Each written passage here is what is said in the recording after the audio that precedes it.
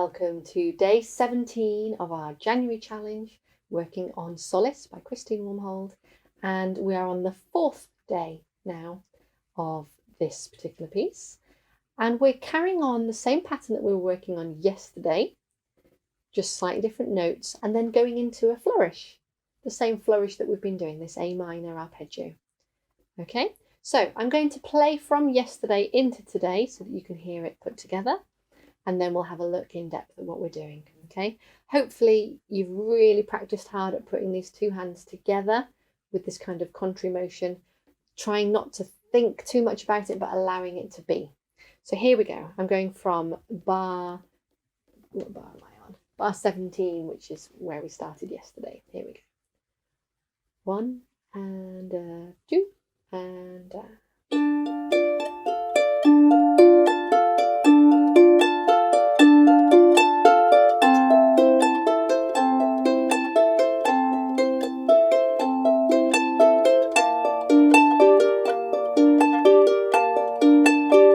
then flourish.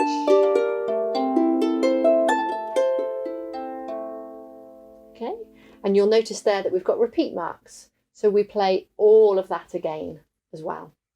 Okay, I'm going to talk a little bit about rubato, which is a way of adding interest into such a repetitive pattern and making it more your own as well. But first of all, let's look at the notes and what we're playing today. So yesterday we had the D triad, then the lower two fingers went down one. Okay, now in the top hand, the lower two fingers have gone down one again, leaving the thumb up on the A. In the left hand, the lower two fingers have gone down one. Our thumb has also gone down one. So our left hand is on B, D and G.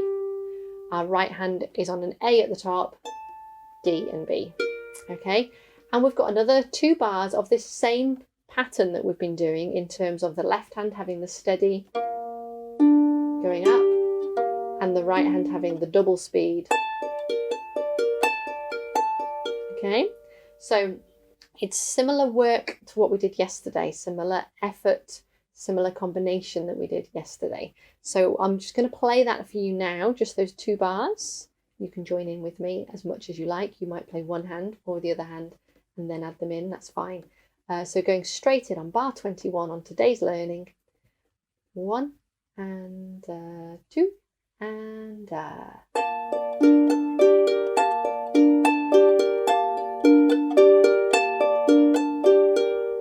okay, so just that dum da da, keep it like a sort of a treadmill underneath, and then the trickle of the water over the above.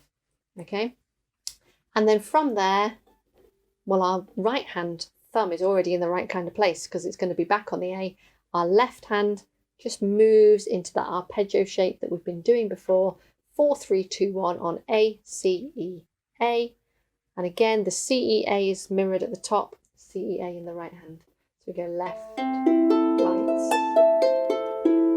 just straight back down the same flourish. Okay, so let's put those 2 sections together, the final pattern of this going into the flourish. So starting at bar 21. Okay, so B, D and G in the left and heading downwards A, D and B in the right. Here's our count. 1 and 2 and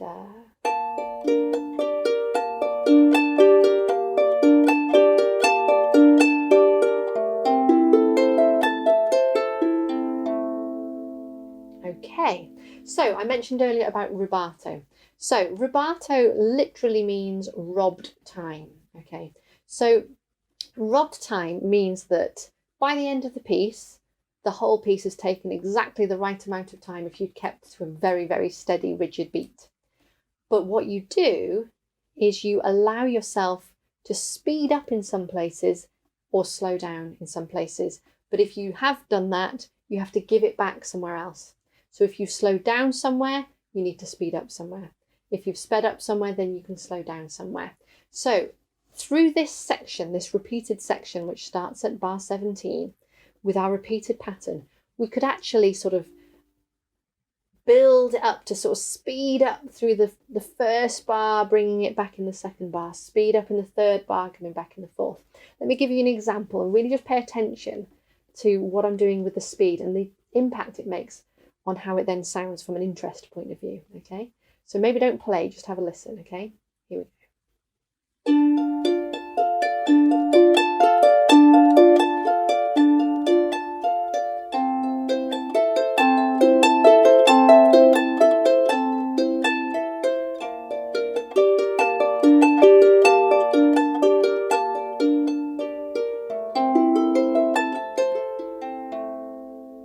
Did you hear how I did exactly that? I kind of sped up, and then pulled it back down before I changed into the next pattern.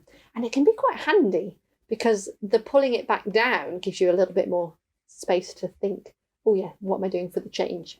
So you can use it as well to your advantage in that way too. Okay, and then of course the other thing that always adds interest into a piece is dynamics. And I added them with the speed. So as I sped up, I also tended to get louder. And then as I slowed it back down again, decreased that tempo, I brought the volume down a little bit, things like that. So it's just little swells or ebbs and flows that can really make a big difference to how it sounds. So you don't necessarily have to say, right, this whole section is going to be forte and loud, and then I'm going to answer that whole section with another whole section that's going to be piano and be like an echo. That works brilliantly. It has its place, but it doesn't have to just be quite so static as that. It can swell and come back down again. Okay, so all of that repeats, so you would play that through twice. And then also, if you notice at the end, we have the words DC al coda. Now, DC means to go back to the beginning, da capo. Think of capo as being like a hat you wear on your head, a cap on your head, the head of the piece, the beginning of the piece, okay? So at that point, you then go back to the beginning and play through almost all of those first 4 lines. So I mention it now so that you can be practicing going back to the beginning, okay? And then tomorrow, all we've got is a little coda, which is a little additional ending that hasn't happened in the piece yet. Okay, so I look forward to sharing that with you tomorrow. Join me then on the play along videos where we'll go back to yesterday. We'll play through all this 8-bar section just to really get it flowing for you. All right, well done.